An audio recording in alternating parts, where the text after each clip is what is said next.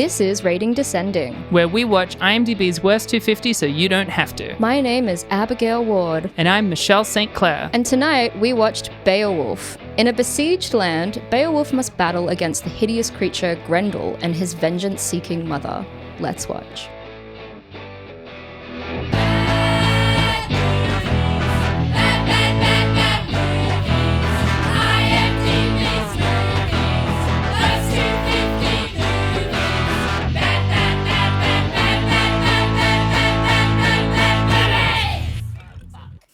Well, hello. We have a very special guest today joining us for this very special episode for a very special film. It is Neil Triffett. Hello, Neil. Hello, Abigail. Hello, Michelle. Thank you for having me. I'm very excited to be talking about this film and not my film on the You don't bottom want 250. to talk about... It's not in the bottom 250, okay? But it could serve yet. as a bonus episode, to be fair. You know, the quality. No, your film is fantastic. Yeah. Neil Thank did you. Emo the musical, and when I met Neil, I had to tell him the story that I've always kept in the back of my mind about Emo the musical. When I worked at JB Hi-Fi, there was this kid that like really wanted to find a copy of Emo the musical, and I hadn't heard of it yet. It just come out, I think. And we were supposed to have one copy. I spent like half the afternoon trying to find it for him, and he was devastated. And I took his number down. I found it the next day, got it for him, and he was like elated. He was like, "Have you seen it?" And I was like, "I haven't seen it." And he was like, "It's so great." And then I met you, and I was like, "Oh, underwhelming for how great that film was." No, it's a really great film. It's fucking hysterical. I hadn't seen it at all. I watched it, I don't want to say in prep for the podcast. I would have watched it on a recommendation irregardless, but it felt like it was good due diligence. Yes. But Did you just say due diligence? I feel like Jews can be very Jew. diligent. they can be very, they can why can't definitely be they very diligent Yeah. for sure. I don't know.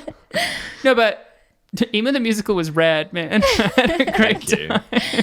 I think the song Was Jesus and Emo was my favorite, and it still makes me cackle every time. It's a goodie. It is a good song, that one. It was our internet favourite where we're like, we'll chuck that one on the internet. And if people don't like this, then they're not going to like the movie at all. Yeah. It's been pretty popular. I do think Yeah. the underrated classic of it, though, is the guy who, the Christian gay guy who went through conversion therapy, when he finally comes out to his boyfriend and they're going to get together saying, "You electrify me." That's a good bit, man. Thank you. And the next verse is, "You set me alight," because they're talking about strapping up witches and homosexuals for being evil. It's fun. One of the funniest scenes is honestly when that character is at his locker and the guy that he's falling in love with is chatting to him, and he just starts electrocuting himself. You just hear it. He starts doing it off camera.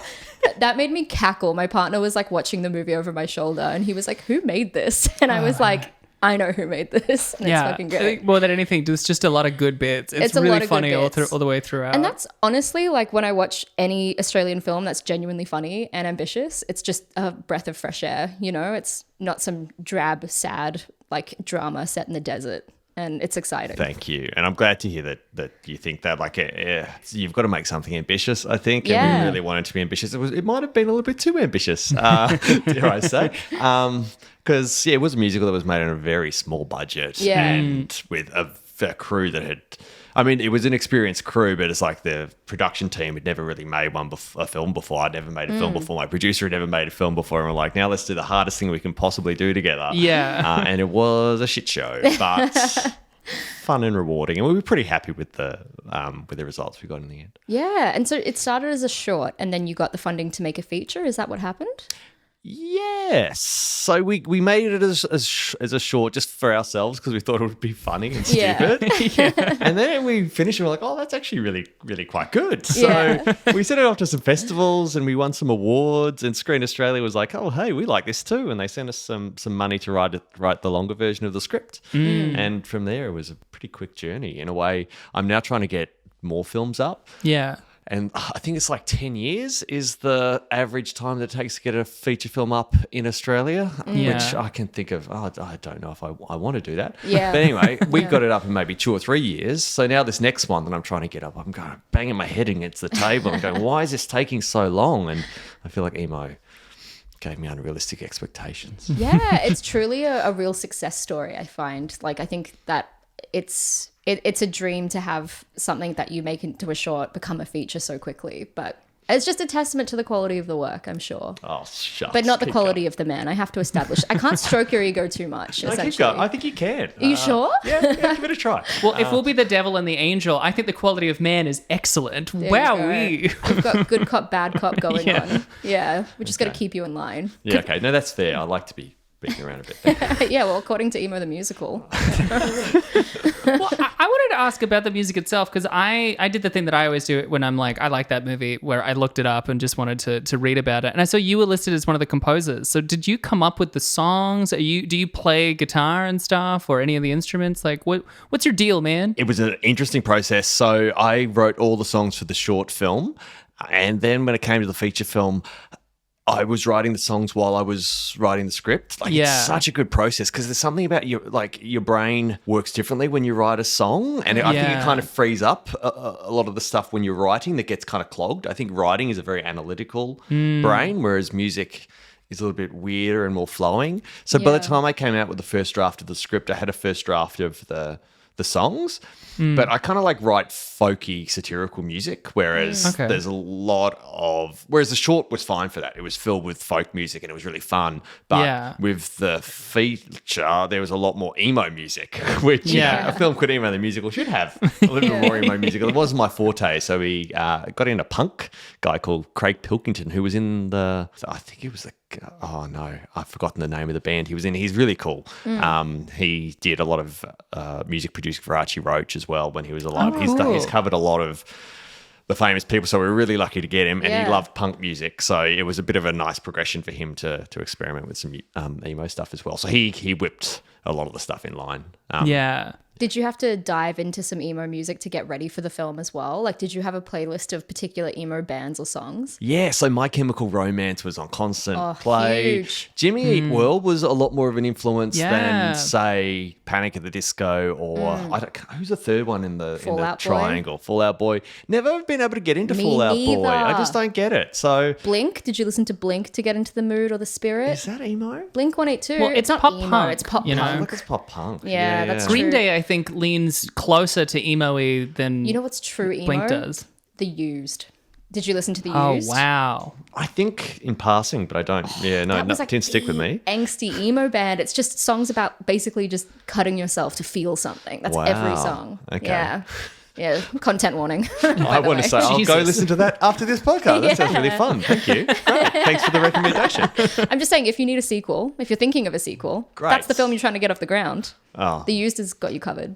thank you. You're welcome. The sequel's getting a lot darker, and then the next one will be really dark. What if he's the next still- one will be Beowulf, basically. It'll be that dark. Set in a post-apocalyptic punk world. I mean, speaking of our film of the week, Hey. it's not a segue. He just paved it for me. Didn't you? Handed it You're to me. welcome. But that was a real transition, like an actual Yeah, podcast, we and not don't like do a real pained, transitions. torturous segue. That we do every week. This week we watched Beowulf, and Neil, I gave you a couple of options as to what episode to step into, and you chose this one. Run me through why, and did it disappoint you? I am a big fan of literary adaptations, so like modern stuff that is made on older material. So emo is obviously Romeo and Juliet story. I love all those high school Yeah. movies that are actually like William Shakespeare in disguise, or like, Easy A, which is like the Scarlet Letter. So I love Yeah. that stuff. And I've never really engaged with Beowulf. It's like it's something Yeah. I've heard about for years. I know it's a famous poem. Yeah. Yeah. And I'm like, yes, I really want to.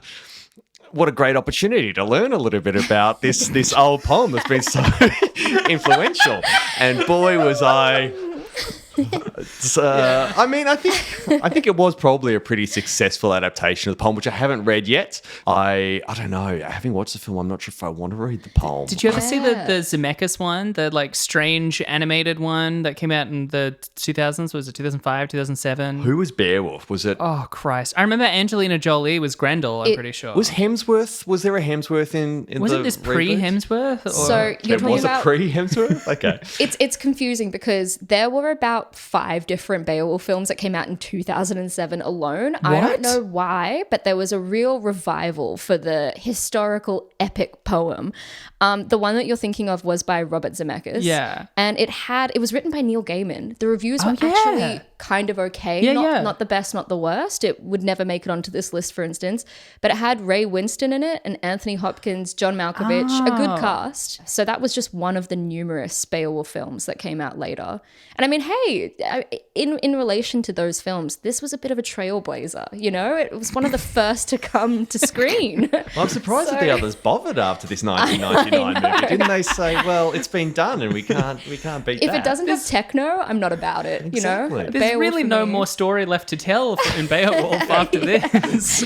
Yeah, like let me just run you through really quickly some of the other Beowulf adaptations, because we had in 1981 the first cinema adaptation was a film called Grendel, Grendel, Grendel, and it was very loosely based around Beowulf. Very catchy title. Very catchy title. In 1999, we had our beloved Beowulf with Christopher Lambert.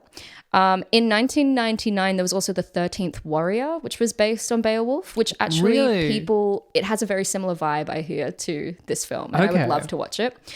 2005, Beowulf and Grendel, which has Gerard Butler. Terrible reviews. Yeah, 2007, Grendel, made for television movie. 2007, Beowulf, a DVD release of a performance of Beowulf by Benjamin Bagby in the original Old English. Terrible reviews. Benjamin Bagby. 2007, Beowulf the film, as we just mentioned. 2007, Beowulf, Prince of the Geats or Gates? Geats. The Geats. 2008. Proto-Swedish tribe, along with the what was it? There was the Geats, and then the Swedes, and then there was another one, a third one. This is not important. This is not what we're here for. 2008, Outlander, a science fiction film based on Beowulf. And then 2016, skipping ahead, Beowulf, another Beowulf film. They have like 4 Beowulf films, but this clearly is the pinnacle of all of them. I am fascinated, like just even the titles, like the obsession with the Grendel character. Oh, yeah. It's really, I don't know if we fully understand in this film why they're an important character, but it is interesting that they've all kind of like gravitated to the villain. Well, my understanding of the original Grendel character, because I was like you, I didn't know that much about Beowulf. It's one of those things where I knew it was an old epic poem, but I hadn't really watched any of the cinematic adaptations as such. Didn't know that much about it. So this was like my first kind of step into it as well, my first foray. And it's kind of true to the material, except it just kind of skips a bunch of stuff at the end.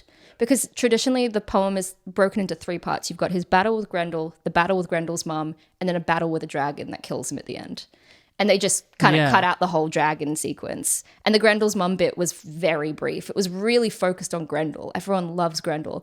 But my understanding was that he was meant to be like a hairy, kind of big, almost wolf-like beast. But in this, he was like a predator. He was like Predator from Predator. He was. There's this slasher movie. I wish I could remember the name of it, but it has similar looking monsters where they kind of look like Oogie Boogie from Nightmare Before Christmas, but instead made of like flesh. Yeah, it's very really tight flesh. Very Geiger, I would say, from like Alien. It's very sci-fi. Yeah.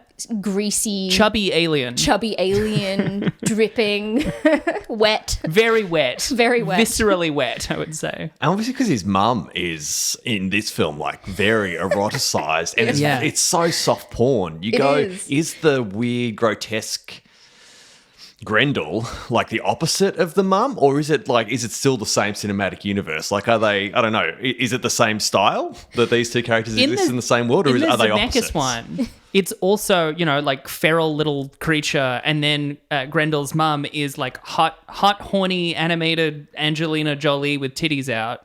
Was a whole big thing of the movie. Angelina Jolie played Grendel's mum. Yeah, it's got a really weird anime. This is when Zemeckis was really into defining exactly what the Uncanny Valley was. So he made like a bunch of movies that were animated and really upsetting to look at. Interesting. So across the board, Grendel is a beast, but his mother is a hot human woman. Yeah. And there's nothing to explain why. The 2 most evil things, beast and woman. No, a sexualized woman. Yeah. A woman with sexual agency. Terrifying. Terrible. No, it's bizarre. Like, just a bit of history about Beowulf as well, because I wanted to note it down for my own sake more than anything. So I don't look like a fucking idiot.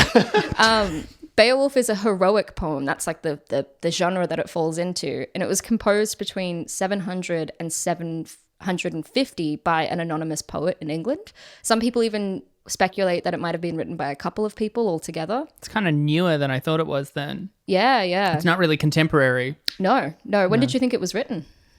By them, by the Geats. I thought it was Geatish. I mean, I know we don't really have any of their shit because the Christians were like, we're going to rewrite this, but more Christian and then burn it. Right. Which is a big problem. Well, I think it was written in around 700, and I'm pretty sure it was meant to be still set around like the what would that make it, the 8th century? I think it's still meant to be a contemporary text. Okay. Yeah. Sure. Okay. It's considered to be the highest achievement of Old English literature, and I have to say I can't imagine Old English literature slaps, because I've tried to read Chaucer and it doesn't. It's pretty dry, you know? There's It's not an enjoyable read, and I don't think Beowulf would be an enjoyable read in Old English either. It's set in the 6th century. So no, you're totally right. It would be 200 years prior. Michelle, Fuck yeah, man. just never listen to me again. Love my fucking history, bro. You know You're going to what? fucking step on my turf? You're going to challenge me to a battle of Geatish knowledge? And yeah, it tells the story of the Scandinavian hero. He dies at the hand of a dragon, and he's honored and lamented. So yeah, that's just the basics of Beowulf. The way that this film deviated is that, like, Hrothgar, the Lord, this film makes out that he is the father of Grendel. Yeah. Yep. That's not in the books. Like, that's not in the poem. That's something that they added for the film. Oh. That's not canon whatsoever. Right. He's just a loose monster. Yeah. Also in the poem, his wife doesn't commit suicide due to his infidelity. Apparently he's like, everyone was really pissed off about the portrayal of this lord, because he's actually meant to be like a really like mighty, stoic, great character, and in this he's just kind of been corrupted. So that's the lore of Beowulf, and they really did. I'm not sure it's as faithful as we expected, to be honest.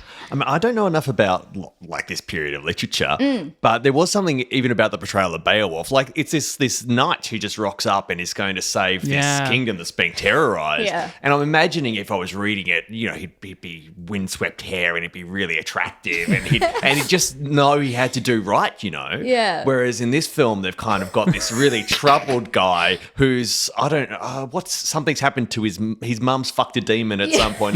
He's probably a demon, and he rocks up to help these people because they've got a monster in their cafeteria, and he's really troubled about it. He doesn't really want to do it, and I don't know. It made it harder to connect to him, made it harder to watch a little bit, because if he didn't want to be there, I'm like, well, I don't really. So what you're saying is that he Wouldn't be just here wasn't either. sick enough, essentially. I feel like he should have been less sick. I feel like he was too complicated, and also the way he looked as well. It's like he looks like.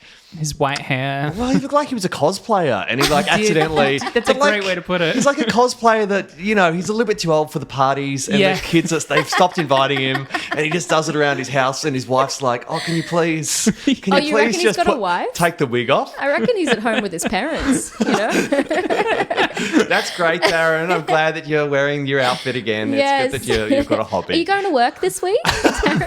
Please, mother, let me out. I have to save the Geats. Well, another question we have is that we've, because of this podcast, really got around the Highlander series, because it has Christopher Lambert, the lead in Beowulf. He's the lead in Highlander. And he was just as uncharismatic in Highlander as he was here. Have you seen the Highlander? I have, films? as a kid. How many years passed between Highlander and this movie? Highlander was 1985 roughly. Yeah. And this was 1999. So it was 14 years or so. I'm pretty sure 3 was 94, so this still came out 5 years after the third Highlander. one. Yeah. So he really had lost his edge. Yeah, physically. a little bit. Yeah. Also, I would not describe Christopher Lambert as uncharismatic. I don't No, know. he's non-charismatic. Like, uncharismatic implies that he's a turn-off, but he's far too fascinating. You know, he draws me in by the fact that he is like an anomaly in time. He begs so many questions. He draws me in because he's not afraid to be camp. Yeah. But that doesn't, I feels like it doesn't still pay off, you know, as a hero. Like, I don't believe the campness. Like, Yeah. it's too silly. His delivery is too stunted, and he still doesn't, his accent's ridiculous. In Highlander, he's meant to be a Scottishman, MacLeod, and he's like, I am Connor MacLeod. And I am a it's Scotsman. terrible. I am a Scotsman, Connor Meanwhile, MacLeod. he's talking to fucking Sean Connery. Yes, and I'm Egyptian. I think there is something compelling about him, Yeah. more so than the other actors, and he's doing really weird stuff. Like, Always. they don't want him in this village, and it's not clear why they don't want him to be visiting them, and he doesn't really want to be there, and they're all kind of pulling faces, and the actors must have been exhausted at the end of each take because they were like pulling faces and being so angry at each other. Like, I know if I was stuck in this scenario, I'd be like, please, let's just help each other and get on. But these guys are like fucking at each other's throats, and you're like, why? So they're all like pulling these weird faces and being really angsty, whereas I don't know, Christopher Lambert rocks up and you can tell he's just kind of like, it's just a vibe. He's happy to be there. Yeah. He's like, yeah, I know this is stupid. I know I'm having to pull this funny face. There's those really long takes where he just doesn't move his head at all. Yeah. And Yes. you can tell a director's told him to do that. And I've made the mistake of telling actors to do that as well. But just like, he's just going, look, if you're going to tell me to hold my head still, I'm holding my head still. And he's just completely... I reckon that take probably goes for 5 or 6 minutes, and his head would not move for the whole time. He's very committed to that, but he just seems happy to be there and kind of like going, "Well, if that's the rules, let's ride this one out." Which I don't know if you get from all the actors. I feel like some of them are like going, "Oh, I can't believe I'm here, and that's the direction I'm having to follow." It's true. I feel like he must have been directed to not emote at all. There's that bit where he spends the entire opening sequence, which I find the best part of the film, where he's saving that young woman from sacrifice or from murder, essentially. Fucking Marta from Arrested Development. Yeah, and Anaxunamun from The Mummy. Yes. Yeah. She wow, we sound like nerds. We are. What are you talking about? We sound like... She gets like murdered. She's about to get murdered. He saves her. He goes through that incredible fight sequence to save her. He even has a mace that he like basically clicks a button and it drops out of this like pipe and he's wielding it around. It's great. And then she sees that they're going back to the outpost and she runs back to the seizures that he just rescued her from, and they just murder her, and he just kind of goes, okay. All right. And he continues on his way, like no emotion. But it's fascinating that whole first sequence is like just to introduce Beowulf. But first we have to meet this woman who doesn't want to be stuck in this castle anymore, does a run and gets caught by all these weird people who are surrounding the castle for a weird reason we don't understand. And they've all got their mob ready to go. So like while this woman's running out, they're like, oh, we're ready for this one. So the mobs are like pretty much there. So it's like they save a lot of time. They put her on, they're going to kill her, and you go, oh, wow, I'm really invested in this woman. And then he comes and kills people, saves her, and we're like, oh yes. Then she dies anyway, and you're just like, oh, that was just to introduce Beowulf. It's such a epic, long-winded way to say, oh, here's this guy.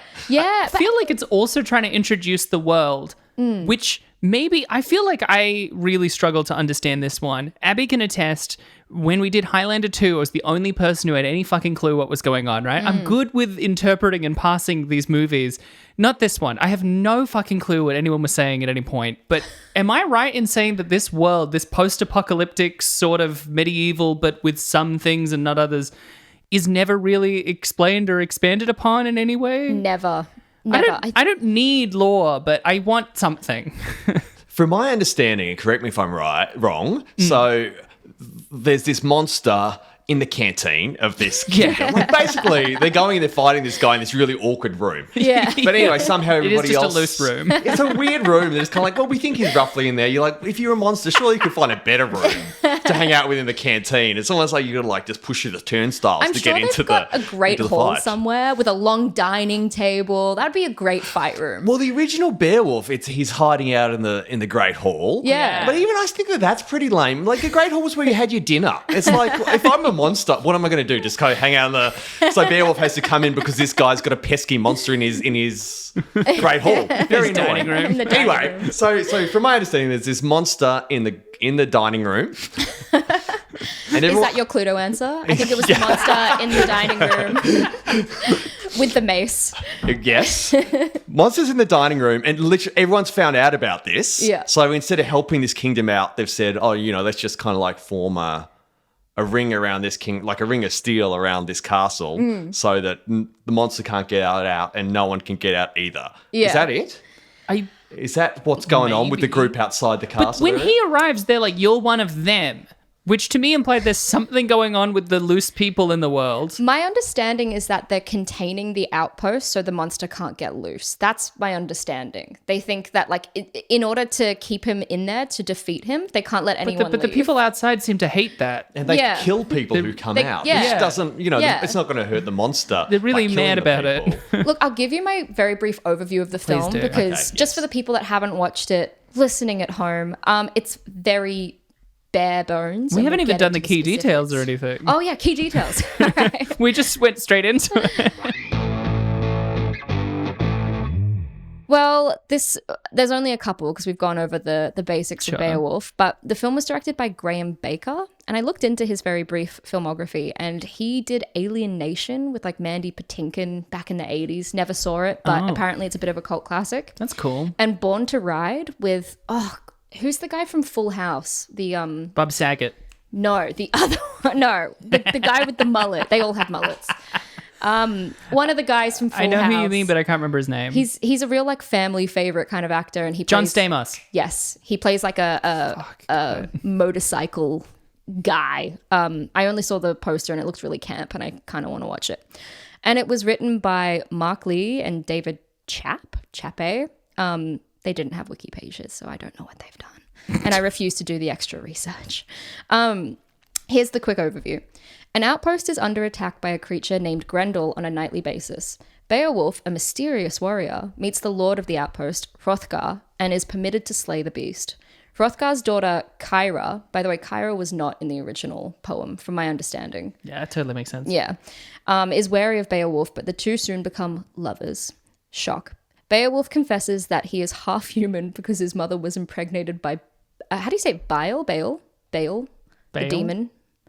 Baal. How's it spelled? Bael. Yeah, I think it's Baal. Baal. And he is able to suppress his inner evil by battling evil. Absolute nonsense.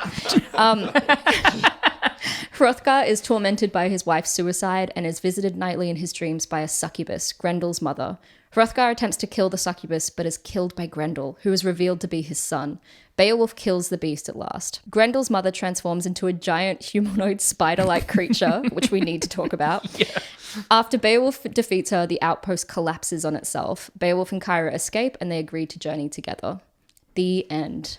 What about Roland? What was his deal again? Well, Roland was in love with Kyra. Sure. And then the succubus approaches him. Is he just a guy there? Is he like a knight? knight? Yeah, I think he's like a knight for Hrothgar. Okay. Vaguely. Is he in the original? Because Roland is very like Charlemagne sort of knight.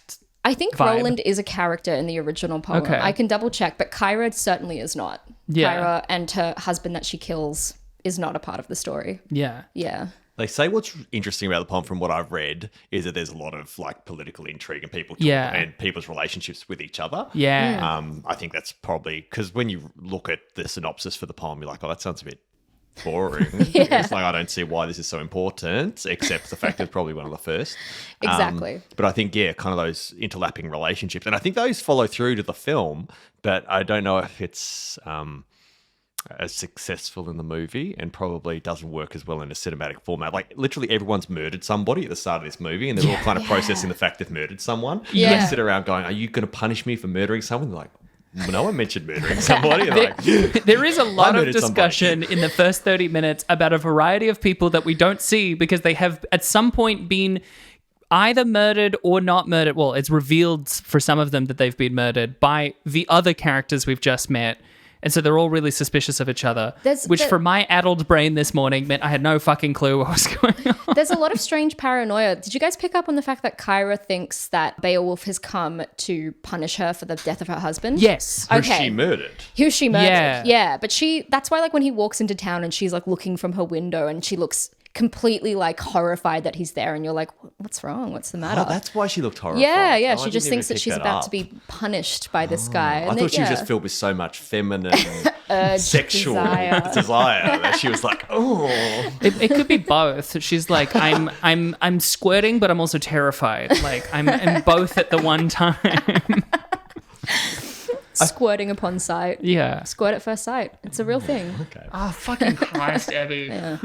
I do need to know these things. But I thought that was like interesting, like the best thing and the worst thing about like there was way too much stuff going on. It was confusing, all these people's backstories. But I did love how they were like, they had this monster in the basement and they were all kind of like trying to process why the fuck, there was this monster in the basement. Everyone seemed to think it was their fault. And I thought that Yeah. that was the most interesting Yeah. thing, because everyone was kind of battling with guilt and thinking they were responsible for this monster when it just turned out daddy had fucked somebody. They all thought that because they'd murdered someone, they were in trouble, but it was the sex. It was the sex that did it in the end. Because sex is evil. That's It what is. Beowulf has taught me. Sex is fucking evil. Well, certainly if you fuck a monster.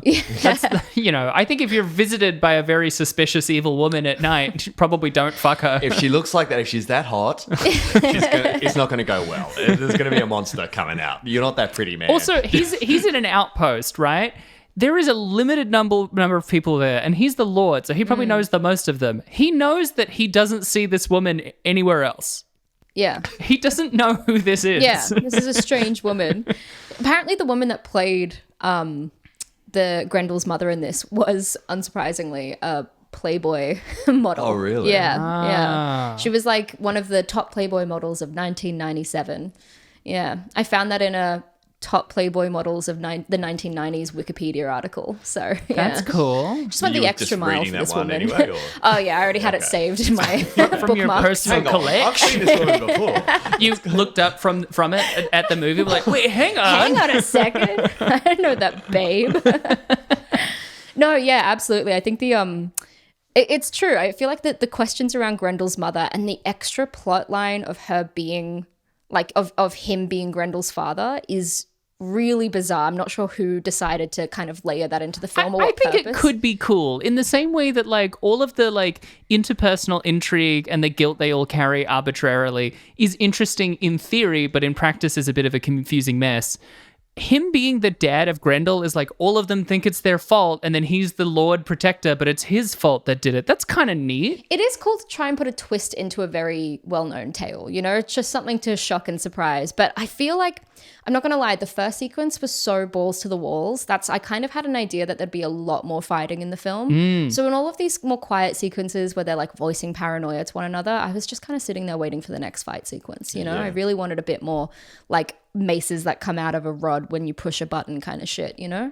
Yeah, I feel like there wasn't enough content in the movie. So Yeah. all of this stuff that would have been amazing background and motivation stuff to be revealed later was just pushed to the foreground because they had nothing going on. Because Beowulf Yeah. rocks up and is like, hey, I'm here to save your castle and your people. And he doesn't really have a plan. He's just going to sit around and wait. Like he just sits there and waits and has conversations with people. So And fucks the Lord's daughter. yeah, well, Just to add insult to injury. He's not doing his job. Well, he shows up, he's like, I am here to fuck, and I will stop the beast at some point. At some point. But couldn't they have given him something to do? Like, couldn't he have been like he doesn't do any research on the monster.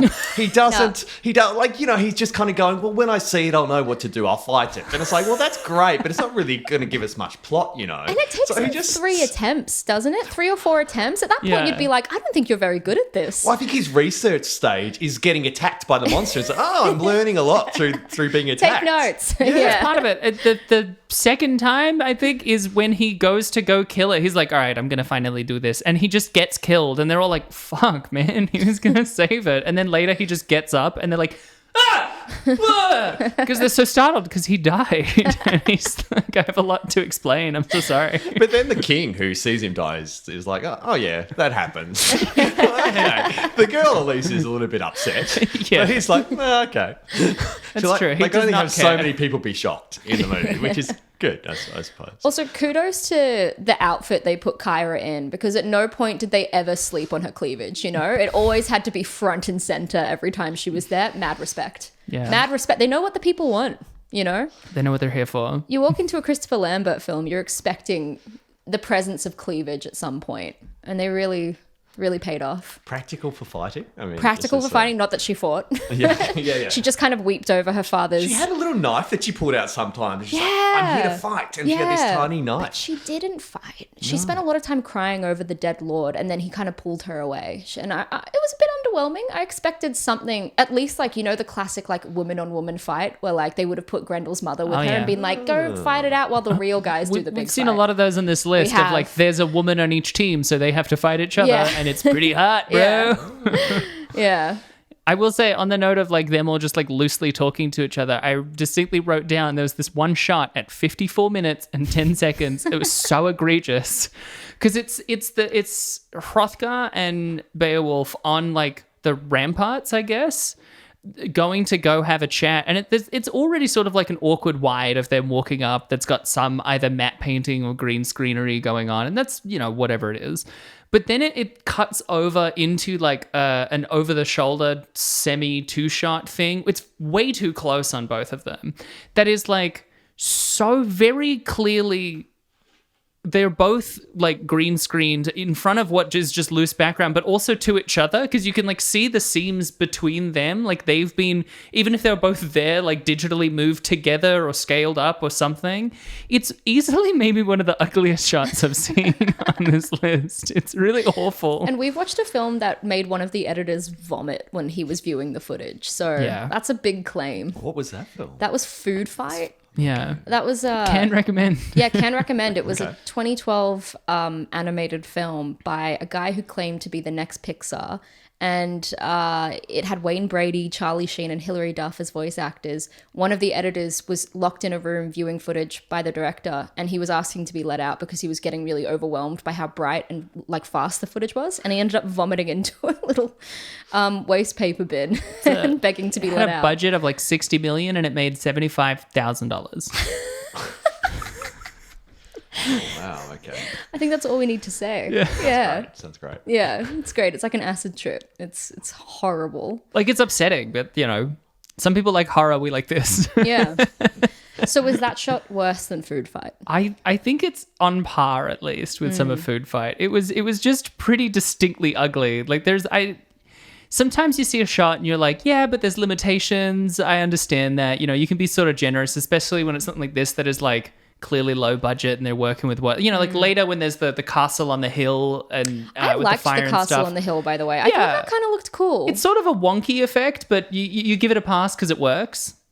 I had a lot of questions around that. I mean, the claw coming out of the top. Yeah, I know they were going it also through this. wobbles a lot. I think this movie made me really think about how impractical it would be to live in a steampunk universe. Yeah. Like, it doesn't make much sense. I mean, they have this giant claw on the top of their castle, and it doesn't really, I mean, what's it there for? There's all of these guards who are walking around with gas masks on. Yeah. No gas, no liquid that's around. The king has his giant sword, which is like this paddle pop stick, which is like, like the size of a human that he has to carry around. It's like, it's really difficult. There are a lot of impracticalities. And the very first scene I love, because he's got this stupid helmet on and he's walking to fight Grendel for the first time. Yeah. But when he gets to Grendel, the actor must have said, I can't do it. Like, so he rocks up with his helmet on, and he's walked for a long time with his helmet. The moment he rocks up to the monster, he takes the helmet off. Like, that's the one time you need the fucking You need that helmet on at that point. But it's like the actor's like, I can't fight and wear the fucking helmet. It's like, it's not possible. I'm gonna pass out in this piece of junk. It's almost very Final Fantasy, right? Because like in 99, this would have been like one of the first waves of filmmakers who would have been like kids when they were playing video games and stuff. And then like inspired by that. But that's back when video games were absolutely batshit instead of like Last of Us trying to just be a real thing. And I have to say, speaking of video games, the final fight between Grendel's mother as a big spider humanoid beast, it was insane. It made me feel like I was playing a 1990s computer game. I felt like I was PS1 4. full motion video It was cutscene. insane. Just the actual transformation sequence in her face. She kind of unfolds in a really upsetting way. She does. It was honestly such a powerful scene. I had to like call my partner over. I was like, you've just got to see it. I loved the horrible special effects around her head as well, and the close-ups, and the very like gaudy, almost 1980s drag makeup that she had painted on as well. Yeah. What did you think of the Spider Woman? I really liked it. Yeah? I was surprised that I liked it, but I even liked the dumb CGI because it felt, I don't know, maybe just because the rest of the production design is so shit that it felt like it fitted. It's exciting. It's exciting. interesting. It was really impressive because you felt like this was 99, and to have that level of special effects back in 99, it must have all been computer generated. Yeah. Like, you know how like the annoying thing about CGI now is that it's quite easy to do. So it's less impressive because you're like, oh, I've seen 400 films that do CGI. We've done Whereas it. back then you kind of look at it and go, that would have been really difficult for me to pull off. So actually, Yeah. I kind of like it. I find it a bit charming. And we're doing this weird 180 where now it's actually more interesting to try and do it as a practical effect because it's just, it feels like there's a bit more effort and energy put into it and it looks a bit more authentic. So now you're kind of like, oh, it was CGI. I wish it was practical effects. And back in the 90s, they were like, this is CGI and not a practical effect. Literally, our fear for Blueback is that the puppet, the incredible like $1 million puppet, people would watch it and go like, oh, that CG is pretty good. And it's like, you don't understand what we fucking did for you, all right? No, I loved the end fight sequence because, again, it was so campy. It was just, I feel like Christopher Lambert just dives into these really camp action roles and they're always such a joy to watch because he's hamming it up the entire time. It's full of bizarre effects, full of some of the worst performances you'll ever encounter. Beowulf, look, I haven't said it yet, but I found Beowulf just a joy. It's more than the sum of its parts. My brain is melted. Like, each part kind of sucks and is terrible, but like, as an overall, I'm like, it's doing something, and that's really cool. It's trying to do something, and that's really cool. I would agree if it just wasn't that big dirgy part in the middle. Like I feel if The middle's a bit of a Beowulf was slug. actually doing something, but yeah, like they just having to make up storyline where they're fighting each other, and they're fighting each other over such dumb things you wouldn't be fighting about in a scenario that was that stressful. Like if you were fighting about that stuff when you were going to be killed, I don't know, you've got your priorities wrong. But then, and also they had to double up. There was that sequence where they kept doubling up the sex scene with the succubus because like there was literally shots that were copied one from the other. And you're like, these guys are running out of story. Like they haven't, 100%. they haven't got enough going on. So I think the beginning's stupid but great. The ending's stupid but great. Maybe there's one or two. Oh, there's that sequence where he kills Grendel in the underwater stuff, which is, oh no, it's really almost good. So for those at home, it's like they're just fighting on this water with all these columns around it. It's really beautiful. It's the nicest sequence there. But then they cut it with the people upstairs, and the people upstairs aren't doing anything. They're just sitting there waiting. You're like, why did you cut away from the really exciting fight scene so we can see her like twiddle her thumbs on the table? It's so funny. They're like thrashing around. There's music playing. Like the techno music is playing in the background. Why haven't we talked more about the techno music? It's playing in the background. They're fighting, and then it's just cuts to like them sitting in a room quietly, and you almost think like, is it a joke? Like, is it meant to be funny? Because it feels pretty funny. And you're not sure what the statement is. Like, are they saying that, oh, these guys are oblivious and just think about what's going to happen when they find out? Or are they making a statement that these guys are just fucking lazy shits who aren't helping very much? Or were they trying to make it to the 90-minute mark? Who knows? Well, especially given that by the end of the movie, almost every character gets killed off screen. Yeah, they just come back It's an and interesting everyone's statement to dead. to make. Yeah, all the villagers that don't even get on-screen deaths. It's like they walk into a door and they open the door and there's 40 people dead inside. You know, couldn't have seen Even some of ones them like die a little bit. Roland and the weapons guys, both of them get killed off screen, and then we just see like the remains of it and stuff. I have questions about the monster too in this. Sorry. Yeah. I have some logic questions with this film. The sopping, way. sopping wet monster. Yeah, what does it want? It's just killing people. It's not eating them. Well, he's the rightful prince, all right? Yeah, he is it like I thought that's what Grendel's mum implied, was like he's here to like take the throne. Is You he know, bitter the 'cause he's throne the of what? All the people that he's murdered? Like, Just there's going to be the no one house. left by the time. Okay, just wants the house. He's the bastard child of the Lord. Yeah, maybe that's the basically- chip on his shoulder. He has the house anyway. I mean, everyone's terrified. Like, he can walk down the corridor. I mean, also, No one's like, going to be like, oh, no, I'm walking down the corridor now. He's got the priority. I'd be a bit jaded if my mum was like a hot Playboy model and my dad was like a normal looking dude that's a lord and I came out looking like Predator from Predator. So I kind of get it, you know? I really I'd be didn't a sense bit... that as being his hang-up. I didn't Do you reckon? pick that up. He I don't didn't know. have body image he's into into it. it. No, he seemed quite happy to me. He's like, oh yeah, just killing some Confident in people. himself. Running he wasn't amok. like- He was wasn't, pretty like, ripped. tormented. I have to say, he was like toned and chiseled as fuck. So he's fucking hot. he's hot, yeah. Absolutely. The shots of him are so quick. Were you like slow motioning through the? Yeah. Oh yeah. I mean, I did come. It's fine. Just going to put it on the table. I did come. When they get, I was like, he's so wet. Oh my god. It's so true. Look, unsurprisingly, the motivations for a lot of the characters don't seem to make sense, or they still try and explain it away and it still doesn't make sense. So, yeah. Maybe too much explaining. Maybe too much explaining. Well, do you guys want to hear a bit of trivia? Yeah. I wish I could find more. And to be honest, I was really looking for a lot of interviews from Christopher Lambert, from the director, from the leading actress, Rona Mitra was her name. Couldn't find any interviews, or transcripts of interviews, and the links to videos completely got deleted off the face of the earth. It's like no one cares about this film. It's crazy. Oh my God. I did read that Rona Mitra, the leading lady, now lives on a farm in South America, somewhere rural, and that sounds fucking sick. Good on her. Yeah, I'm happy for her. Apparently the producers of this film promised a budget of $25 million, whereas they made the film for $3.5 million, according to Christopher Lambert. That's a shockingly small budget. Yeah. Shockingly small. Where did it go? What happened? Abby, did you watch this movie? What are you talking about? But it had some names. Yeah. Christopher Lambert. It's kind of it. I don't think Christopher... name at that point. I don't he think did he Highlander. commanded a budget, though. Yeah. He was past his peak as well. Yeah, 100%. As you say, you'd expect some hunky young Christopher Hemsworth kind of character, and he was an older man with bleached platinum blonde hair. Bit past his prime, for sure. Yeah. Apparently it was shot in Romania. And apparently when interviewed about filming Beowulf, Rona Mitra admitted that everybody had told her not to do the film and that it would be a nightmare. And she later said it was a nightmare and that Romania was a hellhole. Wow. Wow. Wow. Wow.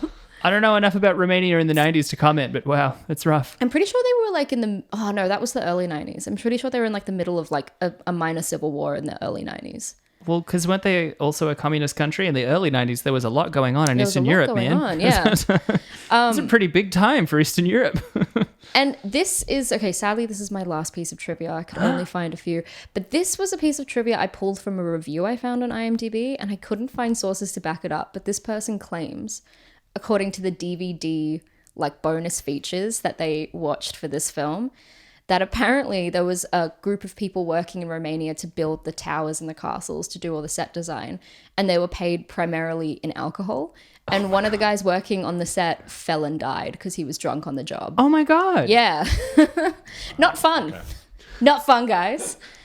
All right. Well, fuck this director then, man. Yeah. Fuck this director. Do you want to hear some reviews? Fuck yeah. Oh, yeah. It's the only reason I turn up every week. So on Rotten Tomatoes, this film has a rating of 23%, which is... Wow. Okay. Very low. Very low. It could be lower. We've had 0% in the past. Yeah. Wow. Yeah. It's not too bad. The critical reaction to the film was highly negative. Apparently, people criticized it in particular for its over-reliance on camp.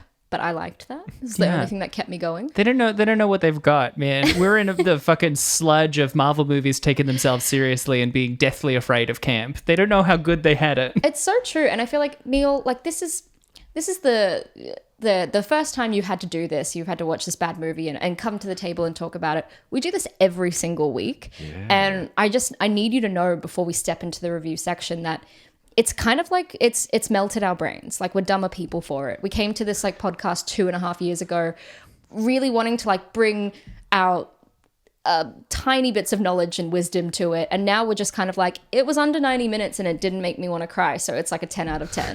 The standards have dropped immensely. And that's just a warning I want to put on this section for you as well. Okay, cool. Here is a Beyond Hollywood review that read, genre films don't get any sillier than this pile of trash, which is pretty harsh. I actually don't disagree, though. I just don't think it's a negative. Grant Watson for Fiction Magazine wrote, its ambition is considerably larger than its budget, resulting in a film that looks absolutely dreadful. And to be honest, its ambition is not particularly lofty either. Harsh. Harsh. Wow. Yeah. I think it did have big ambitions. It's trying to turn fucking Beowulf into this post-apocalyptic steampunk techno. Sexy pornography. That's ambitious, man.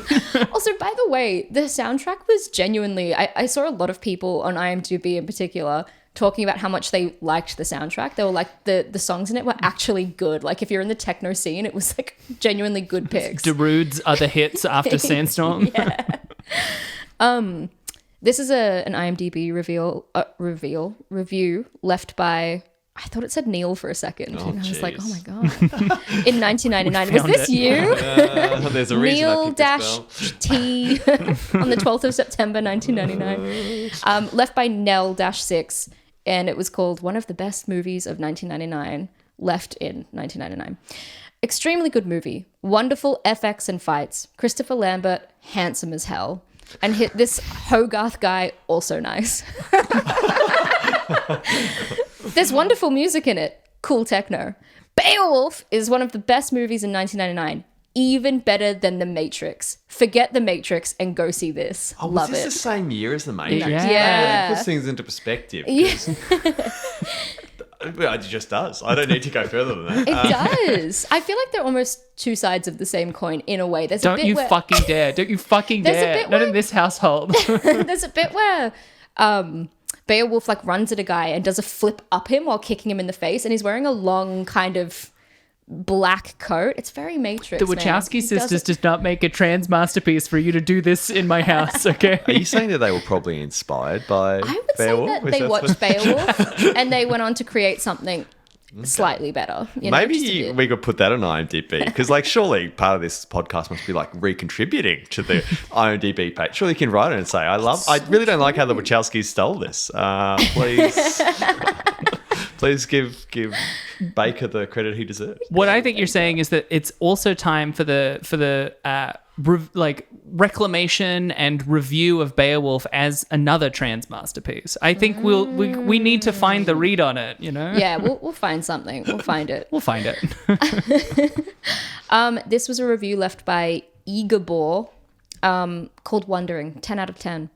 Once again, on yet my only second review of any movie, I have to wonder about the other users who try to rate things with a true meaning. I keep on seeing about the truth and how things are fake. I wonder about it. Again, this is called Wondering.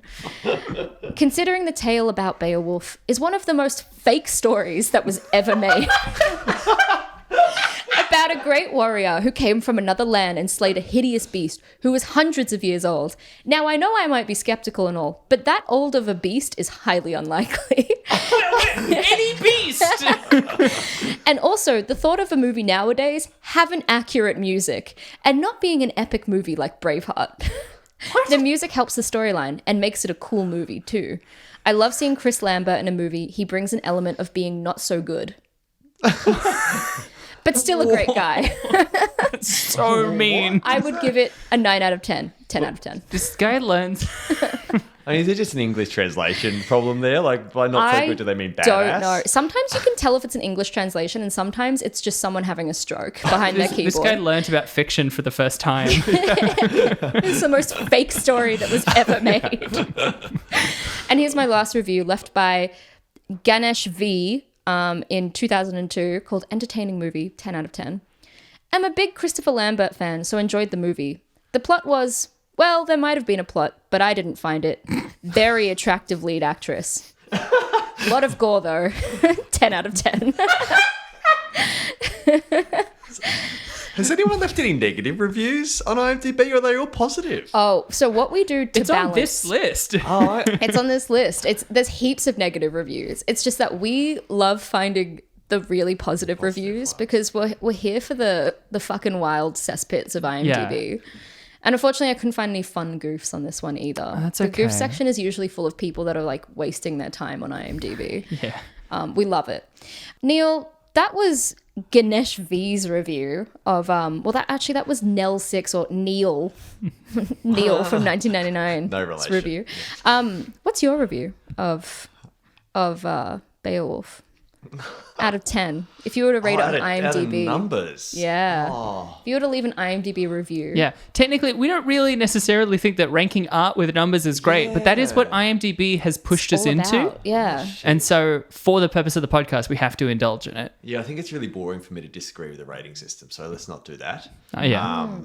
I don't want to give it 10. Yeah. I don't want to give it 1 because I feel like it's giving in to the meanies. A 5 is 2 in the middle. I'm really conflicted. big thing that we've said is that, like a lot of reviews are quite inflated in the sense that like 7 out of 10 is seen as average, even though the way that numbers work means that that's not true. our barometer is 5. 5 is a good year, the Ridley Scott movie with Russell Crowe, because it's exceedingly average. it's structurally tight. It's a decent screenplay. The performances are fine. You should it leaves like it. zero impression. Yeah. There is nothing positive about that. It's the most neutral movie that we could think Yes. of. So that is a it's 5. interesting that you said that about 7. So 7, because my instinct was to go to 7, and that's wrong. It's not a 7 film. I'm going to be honest. It's a 3 film. It's a 3 out of 10. But it doesn't.